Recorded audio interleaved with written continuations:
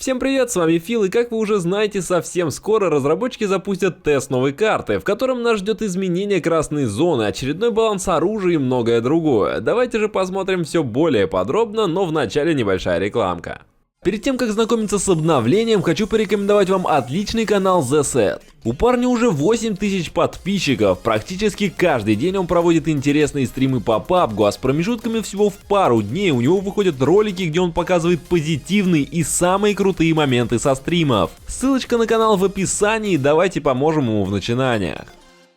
Открытие экспериментального теста новой карты состоится уже завтра в 5 часов утра по московскому времени. Для игры на нем будет доступно 3 сервера: Америка, Европа и Азия, с режимами соло, дуо и сквад от первого и третьего лица. Что касается конкретных изменений, то первое, чего они коснулись, это геймплей. Характеристики и настройки оружия на тесте будут точно такие же, как сейчас на основном сервере. Но вот спавн предметов был отрегулирован специально под карту Санок. В целом, количество лута было увеличено, что соответственно коснулось и автоматических винтовок с учетом некоторых персональных корректировок. Коэффициент спавна М416 теперь будет немного ниже, чем раньше, зато у М16А4 и калаша его наоборот повысили. Перед стартовым самолетом в начале игры игроки теперь смогут находить и бросать друг в друга яблоки. Эта фишка вернулась из далекого закрытого тестирования PUBG. И думаю, не зря, ведь во время ожидания матча, после того как убрали оружие, реально стало нечего делать, кроме того, как бегать или пытаться куда-то залезть. А это решение, в отличие от оружия, не должно так сильно нагружать систему. Красная зона больше не будет появляться в белых кругах за рядом нескольких исключений. Они связаны с теми моментами, когда синяя зона находится очень близко к белому кругу. Примеры вы можете видеть на приведенной картинке. Разработчики считают, что благодаря этому нововведению игра за зоной станет еще более опасной. Второе – транспорт. В этой тестовой итерации акварейлы получили 2 новых дизайна, а также рядом с пещерной зоной появились дополнительные точки спавна обычных мотоциклов и акварейлов. Третье – пользовательский интерфейс. Основным изменением здесь стала замена практически всех названий населенных пунктов на новой карте.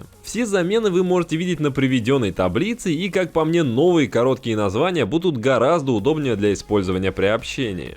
Четвертое – изменение мира. На карте Санок появились целых 4 новые локации. Первая, пожалуй, самая ожидаемая нами, про которую разработчики говорили еще с прошлого теста, это пещера, которая, как мы помним, должна располагаться на северо-западном острове. Остальные 3 локации, Табанг, Лакави и Накхам, не были представлены ранее, но по дизайну выглядят очень даже гармонично и, думаю, будут отлично дополнять местность на карте. Помимо новых локаций, разработчики доработали 7 старых. Это Бан, Руины, Карьеры, Доки, Магнай, Буткэмп и Парадайз Резорт. Честно, после просмотра этого небольшого количества скриншотов хочется лишь отметить, что я уже очень хочу покатать и посмотреть эти местности непосредственно в игре. Пятое – исправление ошибок. Наконец-то исправили баг с эффектом крови при попадании во врага. Как вы помните, он часто не отображался, и происходило это почему-то только на экспериментальном сервере.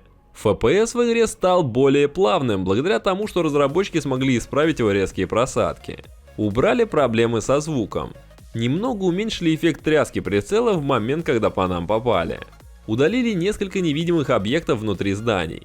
Мини-карта также стала лучше адаптирована под новые условия, теперь на ней показана область в 200 метров, а не в 100. Но, к сожалению, не все известные ошибки удалось решить за время, прошедшее с прошлого теста. До сих пор в режиме от первого лица иногда случается баг, когда игрок не может выпрыгнуть с самолета до самого конца и летит как бы под текстурами.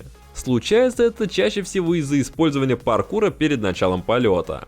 На камере повтора может наблюдаться исчезновение некоторых объектов, игроков и сетки прицелов. Модельки обычных игроков иногда принимают облик зомби, а индикатор синей зоны периодически имеет рассинхронизацию с реальным движением зоны. И это все изменения, которые ждут нас в завтрашнем тесте. Всем спасибо за просмотр, надеюсь, видео вам понравилось. Играйте в PUBG, берите топы и не забывайте подписаться на мой канал. Всем желаю удачи, пока-пока.